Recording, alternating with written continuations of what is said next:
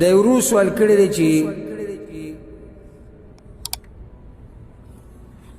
کله ښځه او خاوند د یو بل سره میلاو شي او کوروالی وکړي او د یو بل نه خپل حاجت پوره کوي خو مني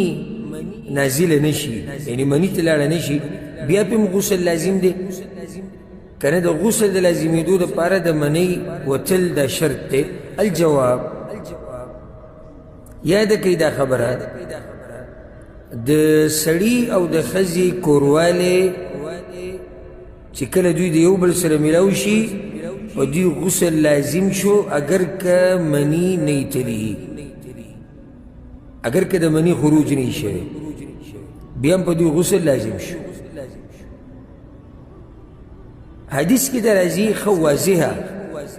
او دا مسلې موږ ځکه واضحه بیانو دا ګورې د غیرت او د خلاف نه دي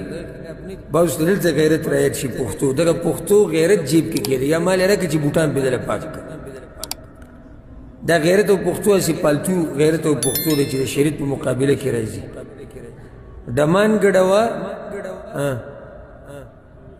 پښتو نشتی اجراګان ګډوه پښتو نشتی ښه سپا اعلانونه کوه چې موږ مرکزي کولاو د ډمتوب دپاره پښتو نشتی سود خوره پښتو نشتی د ګاونډي زنانه په غلط نظر ورته ګوره پښتو نشتی بازار کې جنکو ته ګوره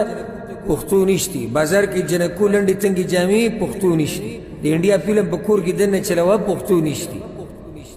ډرامې په کور کې چلوه پښتو نشتی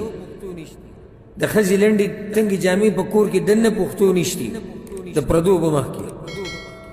کنځلې کوه په کور کې د وړو په مخ کې د ښځې په مخ کې د مور پلار په مخ کې پښتو نشتی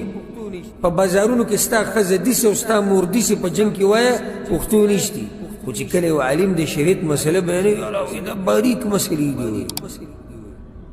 باریک مسلې دي او زموږ د پښتنو معاشره د دې څنګه موږ نه خو دلته پښتو دې رواله او جیب کې کېده یا پې دیوال ووله دیزګې ته پښتو کې دا مسلې واضحه بیانول پکار دي چې په دې باندې خلک پوه شي دا زه تاسو ته یقیني وایم ما نه تپوسونه شوي دي ډېر خلک د عوامو دا سوچ دی چې غسل کله واجبېږي چې کله مني وځي او د ډېر وخته پورې دا مسله هم دقه شان روانه کړې وه ښځه خاوند یو بل سره میلاو شو غسل به یې نه کوي چې دا خو مني نه اتلې زموږ مسله هغه داسې د حدیث کې دي ګوره او پیغمبر صلی الله علیه وسلم وایي د ټولو نه زیات غیرتي دی الله دی او بیا په الله پسې غیرتي هغه وایي زه یم دا غیرتي انسان خبرې دي نو دلته موږ د غیرت او پښتو نه سنډې را سنډې هر چا کار څوکي دا خبره ورته ورسوه پیغمبر صلی الله علیه وسلم وایي ابو هریره رضی الله عنه روایت دی په صحیح بخاري صحیح مسلم کې دی پیغمبر صلی الله علیه وسلم اذا جلس بین شعبها الاربع ثم جهدها چې یو سړی د ښځې د څلورو اندامونو په منځ کې کېناست یعنې دوه لاسونه او دوه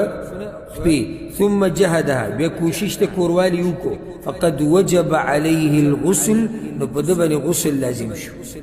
د امام مسلم په روایت کې خو سره دې څخه واضح راځي وان لم ينزل اگر که مني ترې نه ایتلي بیا پې هم غسل لازم شو خو دلته بله مسله دا یاده کوي د ښځې او خاوند میلاوېده څه ته وایي یعنې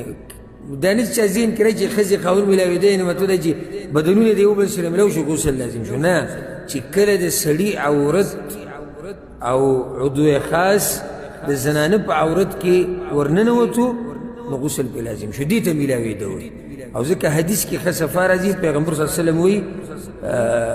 امام احمد امام ترمذي دا حدیث راوړی دی اذا جاوز الختان الختانا چې کله د زنانه د سړي عورت عضو خاص د هغه ذکر د زنانه عورت سره صرف لګېده نه دي هغې کې ورننوځي اذا جاوز الختان الختانا فقد وجب الغسل بیا به غسل لازم شو بلکې عائشه رضی الله عنها په خپله دا وایي الله اکبر وی فعلته انا ورسول الله صلی الله علیه وسلم فاغتسلنا دغه شان ما او پیغمبر صلی الله علیه وسلم کړي بیا موږ غسل عائشة رضي الله عنها نو حاصل د جواب دا شو چې غسل لازمیږي اگر که د منی انزال نه شوی د منی د انزال داسې شرط نه دی د غسل دپاره والله اعلم